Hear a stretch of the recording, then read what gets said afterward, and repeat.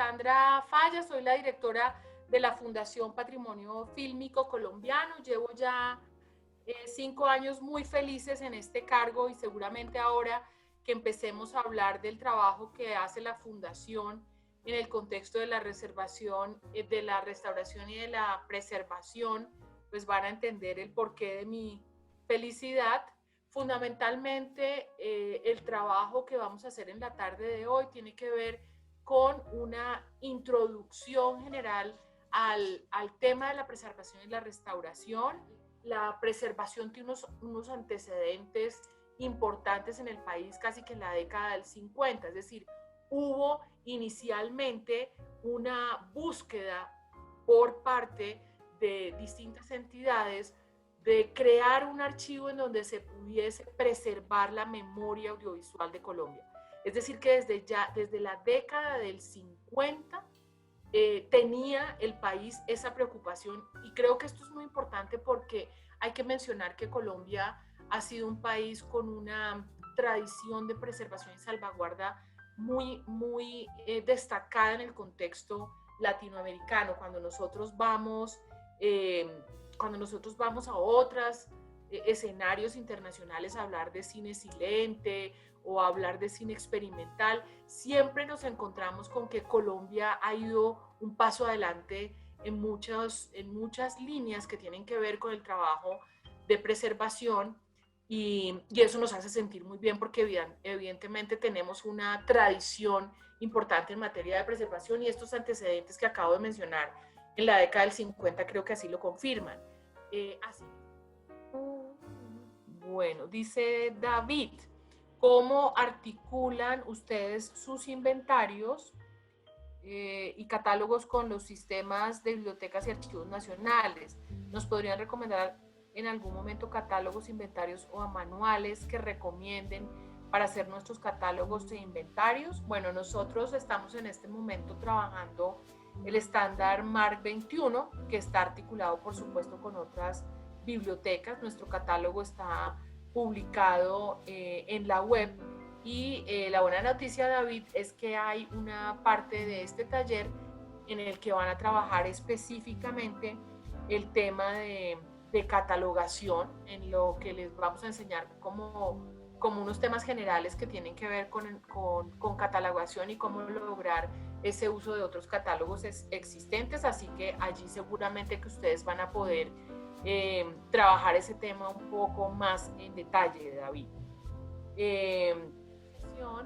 Los archivos son vistos como unidades productivas, porque si bien es cierto, no digamos que va a haber una rentabilidad ni mucho menos, sí puede haber una alimentación para continuar el trabajo del archivo, que pues un poco con toda la descripción que yo les he hecho es un trabajo bastante costoso. Entonces fíjense que, por ejemplo, nosotros tenemos en nuestra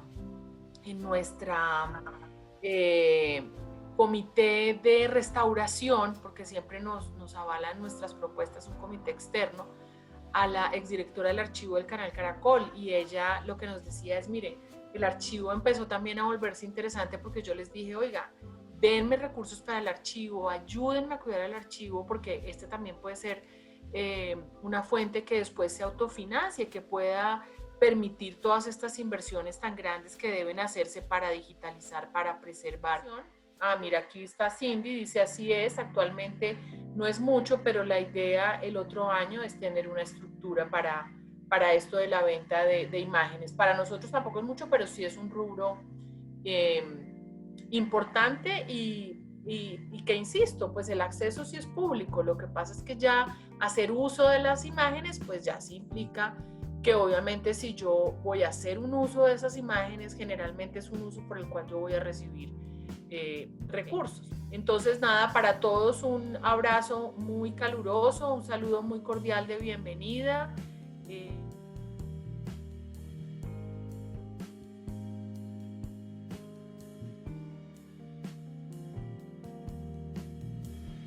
Sin más preámbulos, entonces empecemos.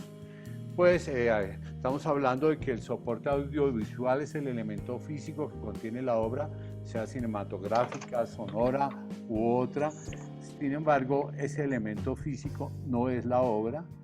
En los negativos no está una película, ni es incluso que los negativos van por aparte. Una cosa es el negativo de imagen, otra cosa es el negativo de sonido, y realmente una obra está solamente en el momento, una obra audiovisual, en el momento de su reproducción, tanto porque se proyecta en una pantalla de plata, como la llamaban antes, en un telón, como porque se pueda ver en un reproductor. Se habló de la inmaterialidad, les contaba del soporte audiovisual, pero realmente todas las obras audiovisuales están, así sean digitales, puestas en un soporte. Los discos duros, las cintas magnéticas LTO 5, 6, 7, 8, las que quieran, son un soporte material. Y ahí mismo se verifica lo que estoy diciendo. Cuando tú abres un archivo digital, encuentras el video TS y el audio TS. Es decir, no son uno y otro el soporte, sino que es la unión. Por eso realmente cuando perdemos un negativo de sonido y solo encontramos la imagen, pues la obra quedó mutilada, quedó solamente la imagen. Tengo una pregunta. Sí, señora Alanet Ocampo. Sí, me parece, pues yo no sé mucho sobre los soportes y ahora que te estoy escuchando, pues me generan como muchas preguntas. De esta última que hablas sobre el problema de que la imagen se escurre, pues se vuelve líquida, ¿en algún momento del proceso se puede detener? Claro. O una vez empieza... Claro. Entonces, ¿qué es lo que hacemos cuando tenemos un soporte en acetato que precisamente por tener este compuesto orgánico que es una proteína comienza a descomponerse? Lo primero es medir el grado de acidez. Entonces, ese grado, ¿cómo se mide? Existen hasta elementos ya electrónicos que permiten medir el grado de acidez. Pero... Entonces me gustaría, la pregunta puntual para no perder mucho tiempo es, como usted viene hablándonos que existe un banco de material fílmico donde están las tomas originales, que no son necesariamente la película, me estoy imaginando que tal vez también existen estos registros hechos con las nagras, con el cristal, 24 cuadros por segundo, sincronizadas, pero que no quedaron impresas con la película juntas, sino que están en cintas que de pronto ustedes también tienen. Claro, son los elementos precedentes en magnético, en cinta magnética del sonido. El sonido está compuesto, el sonido de una película, o más exactamente la banda sonora de una película, por los diálogos, por los sonidos ambiente y por la música. Entonces, Rito, una pregunta. Señor, ¿quién habla? Sí, habla David Sierra del proyecto de restauración de Muchachos a lo Bien, una serie que se hizo en Medellín en los años 90. Pero ese es en video. En video, en magnético, sí. No, solo una pregunta, pues porque hablando ahora como de las copias de esto, me preguntaba porque existen muchas cuestiones como máster y copia del máster, sobre todo en los U-matic. Y yo me pregunto entonces ahí sí que no necesariamente el máster garantiza una mejor calidad que la copia del máster, dado que si el máster ha tenido más uso, es decir, ha tenido más procesos de quizás de digitalización o de emisión, la copia del máster quizás pueda tener incluso más calidad, o no sé cómo. Claro, hace poco, ayer, por estos días estábamos viendo una copia de una película que es telecinada en 16 milímetros y se emitió en U-matic por la televisión en los años 80, 86. Y luego había una copia posterior que se había hecho en Betacam. Y el Betacam, a pesar de que es una copia, permite una mejor calidad. ¿Y cómo se verifica esa mejor calidad? A través de los sistemas, no solamente de oculares, de verla en un monitor calibrado, sino también usando los sistemas que permiten descomponer, porque son analógicos, cómo está filmada la imagen. Muchas gracias por haber estado aquí hoy y pues les pongo a disponibilidad lo que he conocido. Les traté de comentar cómo uno llega a este trabajo, pero ustedes que pues son de generaciones mucho más jóvenes que la que yo ya tengo, pues merecen que con esto y mucho más información para que puedan seguir adelante. Muchas gracias.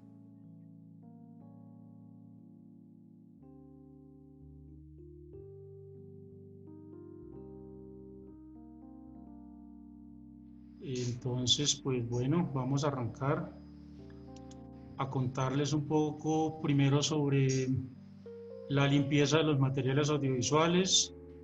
Entonces vamos a ver cómo a definir primero de qué se trata o cómo, qué es en sí la limpieza o esa labor de que es, digámoslo así, un ir y venir de una tarea que se vuelve diaria, se vuelve de todos los días, de empezar algo, terminar en un punto y volver a empezar en el primer punto donde se arrancó con esa tarea, porque digamos que la limpieza de los materiales y de los soportes cinematográficos o audiovisuales es tan importante. Entonces decimos que la limpieza es toda aquella labor encaminada a sacarle cuidadosamente, y digo cuidadosamente por la delicadeza de los soportes, de las emulsiones, sobre todo en las cintas, como de las películas, de los materiales fotoquímicos o fílmicos y de los materiales magnéticos de video, así como también las superficies que son leídas por óptico, como los discos ópticos o los soportes digitales. Entonces, esa es como la idea o la premisa de la limpieza de los materiales. Rosaura Villanueva pregunta, ¿los discos duros también se almacenan de esta forma? Digamos que el almacenamiento de los materiales de video y digitales se tienen que almacenar en sentido vertical, no así los fílmicos. Los fílmicos sí se apilan las latas, una sobre otra, que no pasen de 8 por entrepaño, como veíamos en la anterior diapositiva. ¿Sí? ¿Te puedo complementar un poquito? Hágale. Bueno, varias cosas. Digamos, de lo que estamos viendo acá en esta fotografía, sobre todo en el caso del video, normalmente, digamos que salvo situaciones muy complejas, el proceso de limpieza interna generalmente se trata de hacer especialmente solo con las TAICHER. ¿Para qué? Para evitar precisamente el que se tenga que manipular la cinta. Como lo dice Tato, el tema es que si no son manos expertas las que intervengan los materiales, es muy posible que se pueda atrofiar el soporte y en ese caso, pues digamos que se expone a pérdida de información. Hola, ¿me escuchan? Sí, Juan Pablo, adelante.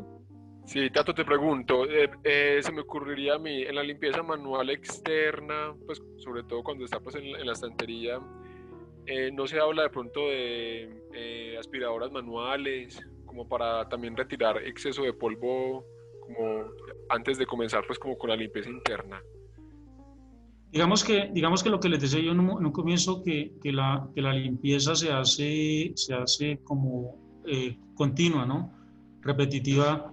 Entonces, eso permite que no se acumule mucho polvo en los elementos audiovisuales. Digamos que la aspiradora sí se puede utilizar y de hecho, bueno, sí, se me pasó y me disculpan, digamos que la aspiradora es un sistema que se puede utilizar al final, cuando ya, digamos, el polvo ha caído desde el primer estante de arriba hasta el último, hasta el piso. Ahí en ese momento, antes de ir a pasar algún limpiador o alguna cosa húmeda en el piso, ahí sí digamos que se puede utilizar la aspiradora. Sobre todo en los depósitos donde haya material fílmico. Exactamente. Gracias, Tato. Otra pregunta que está haciendo Adriana. Dice, Tato, ¿se debe diluir en alcohol y ser de pH neutro? Hay un alcohol isopropílico que es al 96% de pureza, que es el que se debe utilizar para este efecto de limpieza de materiales fílmicos. Y para complementar un poquito la pregunta que me hacía ahorita Ricardo, sí, digamos que la ventaja de hacer limpiezas húmedas con los fílmicos es porque, digamos, la emulsión de las películas, de los materiales fílmicos, es mucho más rígida, es mucho más resistente que la emulsión de los materiales magnéticos.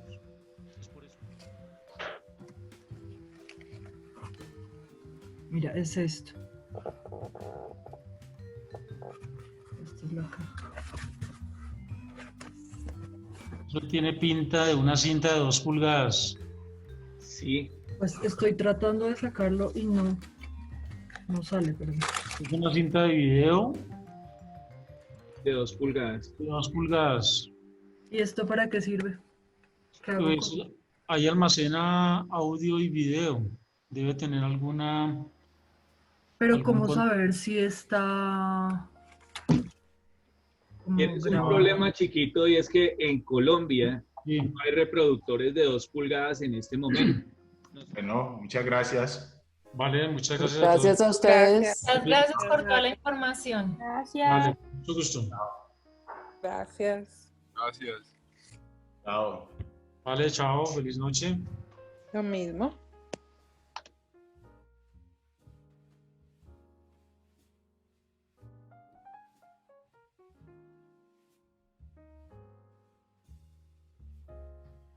Gracias, Ricardo. Muy buenas tardes para todos. Soy ingeniero de sistemas y he trabajado desde hace algún tiempo en bases de datos relacionales en la entidad. Tuve la oportunidad de trabajar con bases de datos referenciales.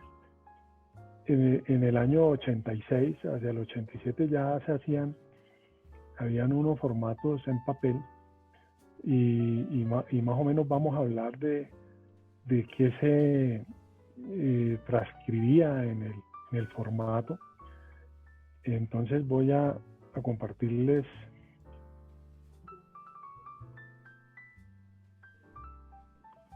las experiencias de que en ese momento, pues, a pesar de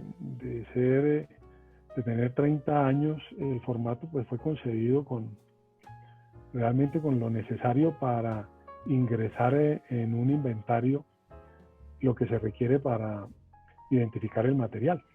Esa parte no la entiendo.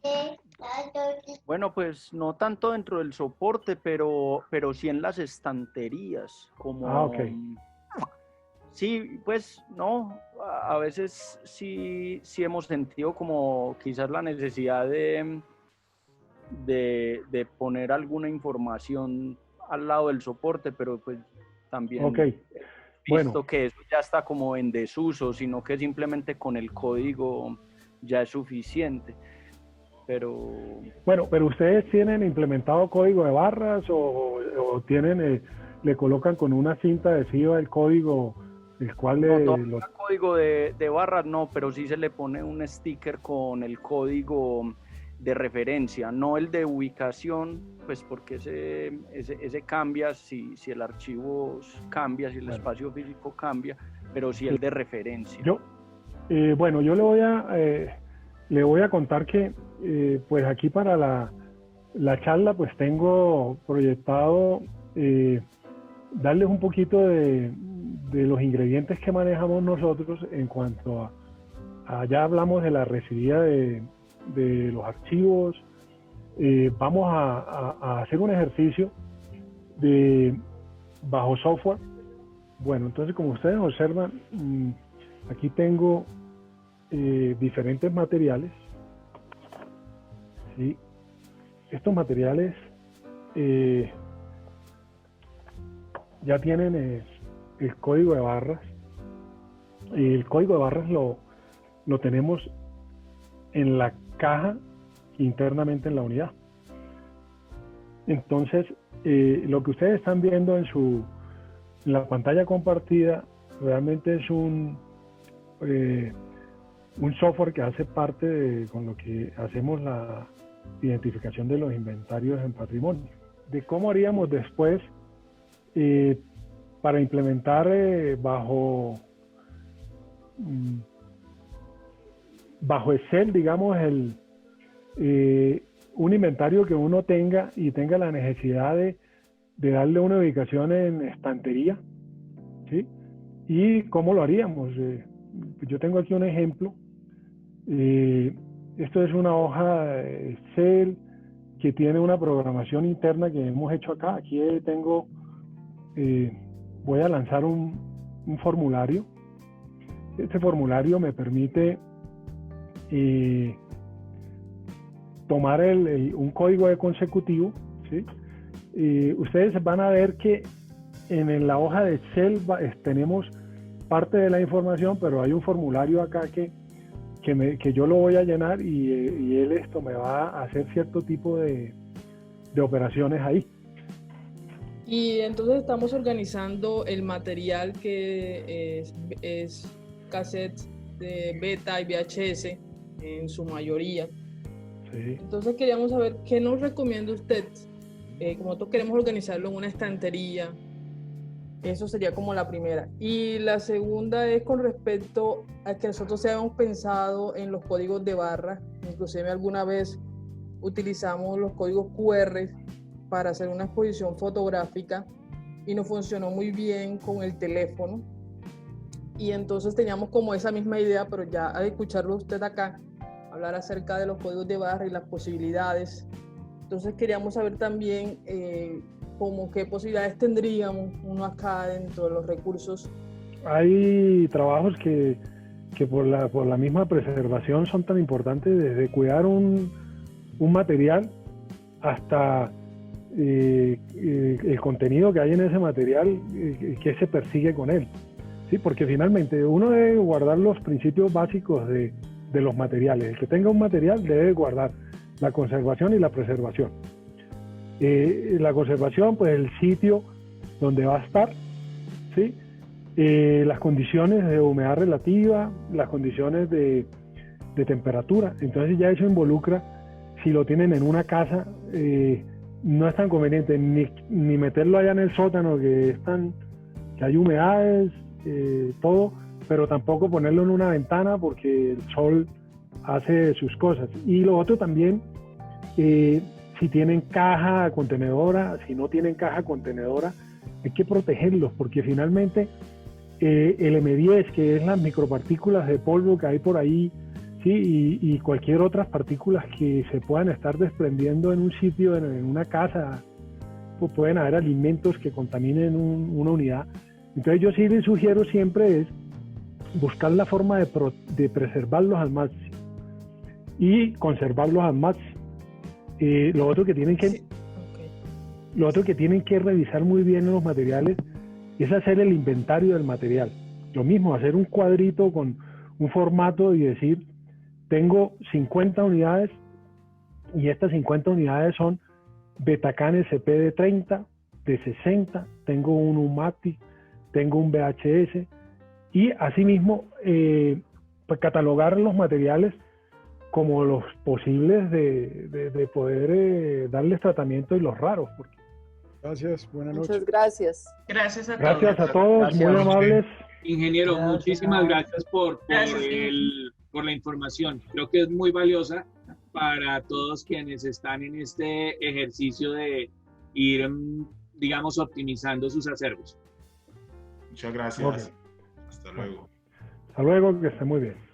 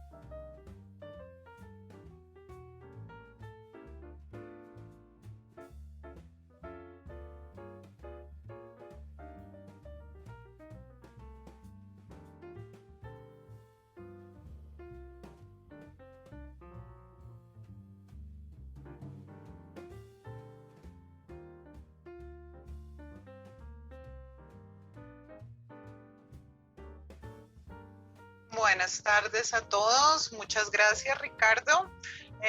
Como lo dice Ricardo, pues yo soy Natalia Navarrete, lidero el grupo de catalogación de la Fundación y Andrea es analista de catalogación. Nosotros hacemos procesos, les cuento un poco como el manejo general que tiene la entidad, y es que nosotros hacemos procesos de catalogación para la entidad, para los archivos que tiene la Fundación y también para entidades externas, ya que pues somos digamos, la Fundación es experta en todo tipo de procesos para el archivo.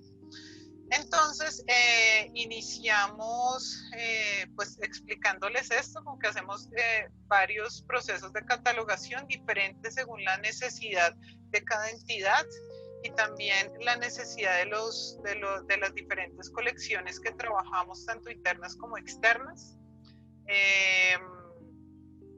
Y pues ya vamos a iniciar con el proceso. Andrés, si quieres, inicia la presentación. ¿Qué es la catalogación? La catalogación obviamente es ese proceso de creación de una serie de metadatos que representan los recursos de información de libros, grabaciones de sonido, imágenes en movimiento, también existen los largometrajes, como lo decía Natalia, entre otros, ¿sí? Y por eso la importancia de recuperar de una manera estructurada, organizada y lógica a su vez de estos datos, ¿sí? De estos datos que conforman esa memoria histórica de tanto de los libros como las grabaciones de sonido, de las imágenes en movimiento, de los largometrajes. Nosotros recopilamos, por decir así, como creamos como una especie de una cédula de ciudadanía para cada uno de estos recursos de información. Es importante algo que dice Andrea, que es el usuario, o para qué necesitamos este tipo de catalogación. Hay una reglamentación de catalogación, está la angloamericana, hay unas normas, está la norma MAR 21 y muchas más, hay unos sistemas de gestión documental, hay programas también diferentes que trabajan no de gestión documental, porque los sistemas de gestión documental se trabajan en bibliotecas, sino, bueno, los canales trabajan otro tipo de programas también de almacenamiento digital en donde tienen la información de cada audiovisual. Hay diferentes procesos según la entidad. ¿Qué es catalogar? Catalogar es describir cualquier tipo de documento en sus partes esenciales de acuerdo a unas reglas. Esta es una técnica de análisis documental a través de la cual se pueden ir recuperar documentos, pero no solamente los documentos físicos como hablábamos anteriormente, como libros, revistas, las analíticas, sino también poder recuperar esa información técnica, ¿sí? De los archivos audiovisuales y sonoros. De ajuste de COA. Cuando son muy específicos, sí, necesitamos personas que puedan proveernos de estos conocimientos, pero cuando los archivos no son tan grandes, podemos encontrar respuesta en estos grupos de trabajo que existen alrededor del mundo. Cuando estamos en COA, nosotros tenemos unos interrogantes que yo digo a mis catalogadores, insistentemente a los catalogadores que trabajan en la fundación, que por favor usemos las herramientas, que si no sabemos algo, leamos, porque en el proceso de catalogación tenemos que leer mucho, porque tenemos que investigar, debemos saber las normas, debemos saber el proceso de los personajes, cuándo nacieron, cuándo murieron, y entonces todo eso es investigación. Y dentro de las características de los catalogadores está esa curiosidad y ese don de investigar y de analizar ese proceso investigativo. Nosotros podemos, como entidad o como persona que tiene un archivo o como archivo pequeño, archivo grande, generar el Excel que queramos con los campos que dispongamos, que mejor se acomoden. Podemos estudiar las normas MAR 21 o otro tipo de normas, y pues esto depende, digamos, de las necesidades que tenga y de los archivos o colecciones que tenga cada entidad. Feliz noche, espero que les Muchas haya gracias. gustado. Bueno, Muy, muy interesante, muy chévere. me agrada que les haya gustado. Bueno, muchas gracias a todos. Que estén bien. Gracias. Hasta luego. Luego, felicidades. Gracias, muy útil. Muchas gracias, hasta luego. Hasta luego. Muchas gracias. Hasta luego, feliz noche. Feliz Igualmente. noche. Muchas gracias a todos.